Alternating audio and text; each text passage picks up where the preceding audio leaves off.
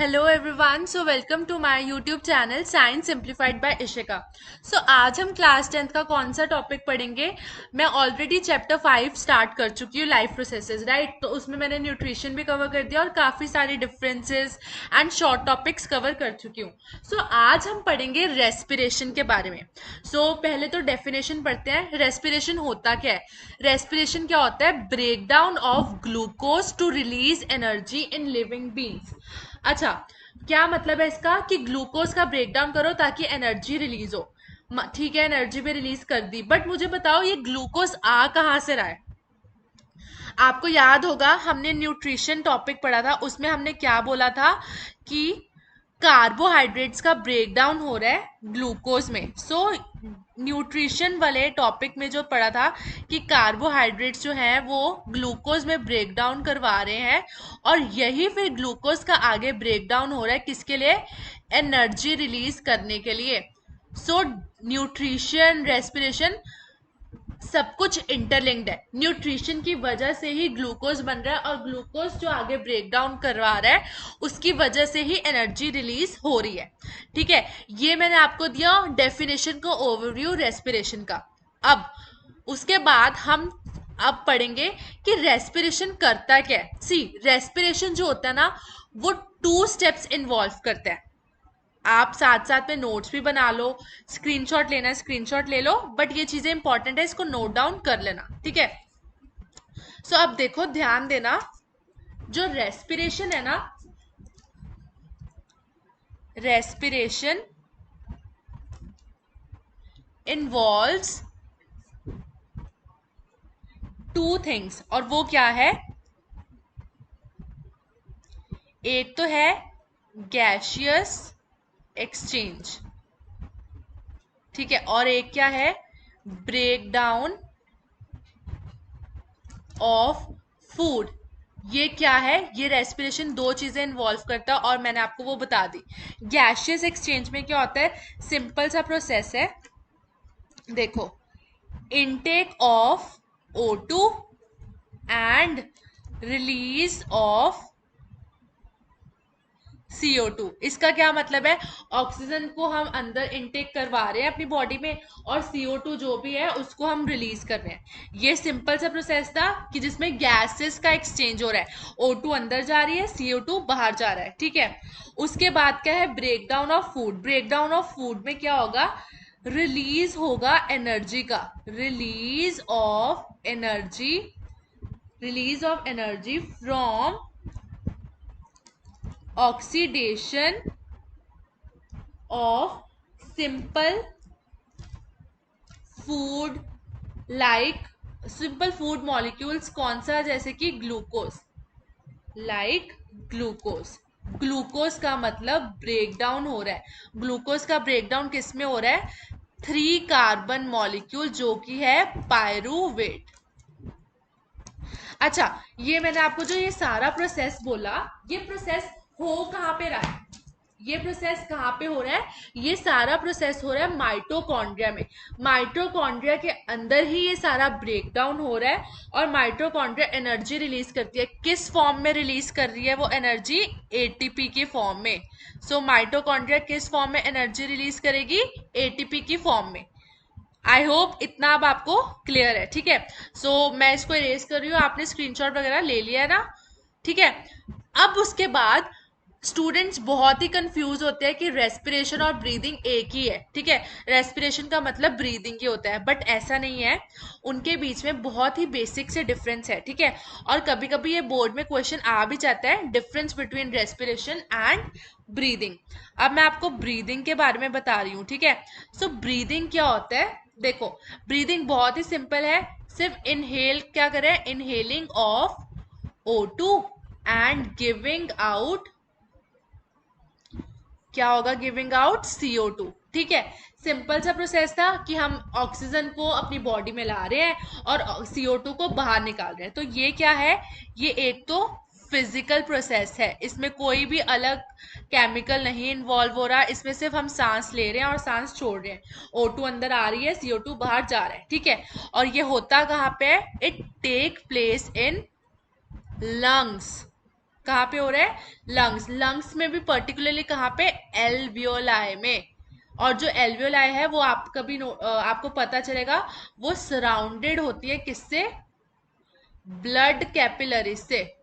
Blood capillaries, ठीक है। सो यहां से एल्वियोलाई जो है डिफ्यूजन के थ्रू एक्सचेंज ऑफ गैसेस करवा रहा है, that is inhale of O2। जितनी O2 आ रही है और जितनी CO2 बाहर जा रही है, जहां पे O2 की कंसंट्रेशन कम होगी, ये डिफ्यूजन के प्रोसेस के थ्रू वहां पे O2 पहुंचा देगा। सो डिफ्यूजन होता क्या है? Movement of substances from the region of higher concentration to region of lower concentration. So ये था ब्रीदिंग के बारे में, ठीक है। रेस्पिरेशन में आपको बता चुकी हूँ, एक बार फिर से बता देती हूँ। रेस्पिरेशन में क्या हो रहा है? Release of energy from the food. Energy हमें मिलती है फूड के ब्रेकडाउन से। ग्लूकोज जो हो रहा है उसका ब्रेकडाउन हो रहा है, फिर वो एनर्जी रिलीज कर रहा है। जो रेस्पिरेशन है वो बायोकेमिकल प्रोसेस है, क्योंकि उसमें केमिकल्स कंपाउंड्स भी यूज हो रहे हैं, जैसे कि ग्लूकोज वगैरह, ठीक है। बट ब्रीदिंग फिजिकल प्रोसेस है। और ये जो रेस्पिरेशन है वो भी लंग्स में तो हो ही रहा है, क्योंकि उसमें भी तो गैसेस का एक्सचेंज हो रहा है ना। इनहेल हम CO2 कर रहे हैं और रिलीज हम क्या कहते हैं? कार्बन डाइऑक्साइड कर रहे हैं। तो ये भी लंग्स में हो रहा है, बट उसमें ब्रेकडाउन ऑफ फूड हो रहा है जो कि एनर्जी रिलीज कर रहा है। और वो कहाँ पे हो रहा है? मैंने बताया माइटोकॉन्ड्रिया में, ठीक है।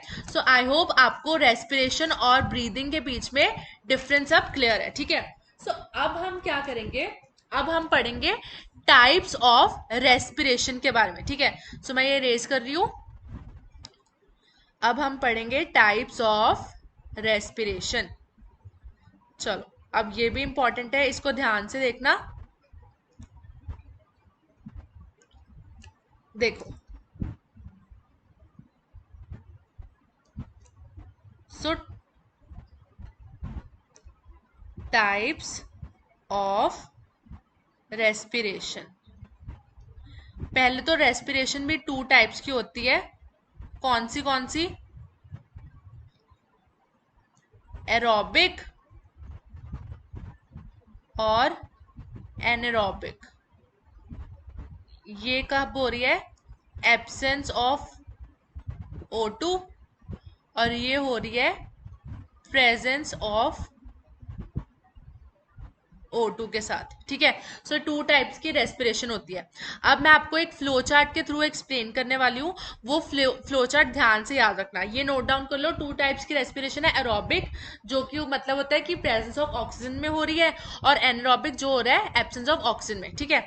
सो अब मैं ये डिलीट कर रही हूँ, साथ में मैं आपको फ्लो चार्ट बना के दिखा रही हूँ। वो फ्लो चार्ट आपकी NCERT में भी है ना। सो वो 3 मार्क्स में कभी कभी क्वेश्चन आ जाता है, ठीक है। सो उसको ध्यान से देखना। देखो, ग्लूकोज है। ग्लूकोज क्या है? 6 कार्बन मॉलिक्यूल, ठीक है। इसका जो है ब्रेकडाउन हो रहा है साइटोप्लाज्म में, इन साइटोप्लाज्म। ये किस में हो रहा है? पायरुवेट में। और पायरुवेट क्या था? 3 कार्बन मॉलिक्यूल। और ये साथ में क्या रिलीज कर रहा है? प्लस एनर्जी भी रिलीज कर रहा है, ठीक है। ये हो गया प्रोसेस। अब मैं आपको बताऊंगी एब्सेंस ऑफ ऑक्सीजन में और प्रेजेंस ऑफ ऑक्सीजन में, तो ये ध्यान से देखना। देखो,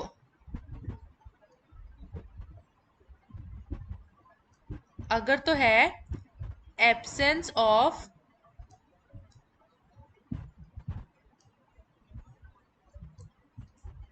देखो एब्सेंस ऑफ O2, और हम किस में देखेंगे ये? पहले यीस्ट में।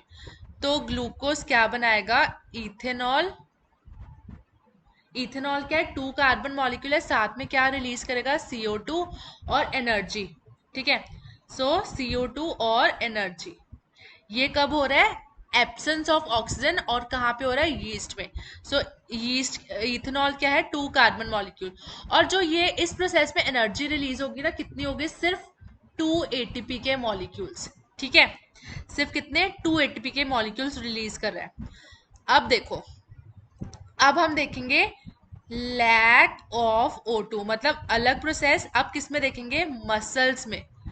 मसल सेल में देखेंगे अगर लैक ऑफ ऑक्सीजन है। लैक ऑफ ऑक्सीजन मतलब एनारोबिक रेस्पिरेशन। तो लैक ऑफ ऑक्सीजन में क्या अब बनेगा? अब बनेगा लैक्टिक एसिड। पायरुवेट की जगह लैक्टिक एसिड ये भी कितना है, 3 कार्बन मॉलिक्यूल है, ठीक है। और इसके साथ साथ भी एनर्जी रिलीज होगी। इस प्रोसेस में भी कितनी एनर्जी रिलीज होगी, सिर्फ 2 एटीपी। सो आपने नोटिस किया होगा कि जहां पे ऑक्सीजन की एब्सेंस है, मतलब एनारोबिक रेस्पिरेशन है, वहां पे एनर्जी रिलीज हो रही है, बट कितनी हो रही है, बहुत कम, सिर्फ 2 एटीपी के मॉलिक्यूल्स रिलीज हुए हैं। अब अब हम बेसिकली देखेंगे प्रेजेंस ऑफ ऑक्सीजन में। किस में देखेंगे, प्रेजेंस ऑफ ऑक्सीजन में। अब ध्यान से देखो, प्रेजेंस ऑफ O2, ये क्या बना रहा है, ये तो पायरुवेट बना रहा है, साथ में क्या रिलीज कर रहा है, CO2 plus water plus energy. और देखने की बात है कितनी एनर्जी रिलीज हो रही है, 38 एटीपी के मॉलिक्यूल्स रिलीज हो रहे हैं। कितने, 38 एटीपी के मॉलिक्यूल्स। सो अब आपको समझ आ गया होगा, अगर तो रेस्पिरेशन एरोबिक है, मतलब प्रेजेंस ऑफ ऑक्सीजन में हो रही है, तो ज्यादा एनर्जी रिलीज हो रही है as compare to anaerobic process में, ठीक है। सो अगर एब्सेंस ऑफ ऑक्सीजन है इथेनॉल में, सॉरी यीस्ट में, तो इथेनॉल हो रहा है, ये एक तरह से फर्मेंटेशन का प्रोसेस है, ठीक है। इथेनॉल में हो रहा है, CO2 और एनर्जी रिलीज हो रही है। अगर लैक ऑफ O2 हमारे मसल सेल्स में, जब हम एक्सरसाइज करते हैं, वॉक करते हैं, मतलब कभी थक जाते हैं, तो हमारी मसल्स में ऑक्सीजन जो है धीरे धीरे कम हो जाता है। और जब ऑक्सीजन पूरा एब्सेंट हो जाता है, तो लैक्टिक एसिड बनता है। ग्लूकोज का ब्रेकडाउन लैक्टेट एसिड में होता है, जो कि 3 कार्बन मॉलिक्यूल है। और कितनी एनर्जी रिलीज होती है, सिर्फ 2 एटीपी के मॉलिक्यूल्स में। जैसे ही ऑक्सीजन की प्रेजेंस होगी, तो वो पायरुवेट में होगा ब्रेकडाउन, और वो क्या रिलीज करेगा, CO2 वाटर और एनर्जी। और कितने मॉलिक्यूल्स, 38 एटीपी के मॉलिक्यूल्स। सो आई होप आपको ये टॉपिक क्लियर है। ये इस टॉपिक में हमने पढ़ा, हमने रेस्पिरेशन के बारे में, कितने टाइप की रेस्पिरेशन है, सब कुछ पढ़ा, ठीक है। सो 2 टाइप्स की थी, एनारोबिक एरोबिक। मैंने आपको रेस्पिरेशन भी बताया, 2 स्टेप्स इन्वॉल्व करती है, गैशियस एक्सचेंज और ब्रेकडाउन, और ब्रीदिंग का भी डिफरेंस क्लियर किया। अब हम नेक्स्ट क्लास में पढ़ेंगे ह्यूमन रेस्पिरेटरी सिस्टम के बारे में।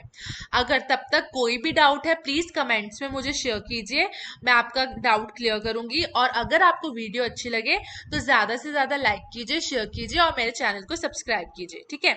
Bye bye, have a good day.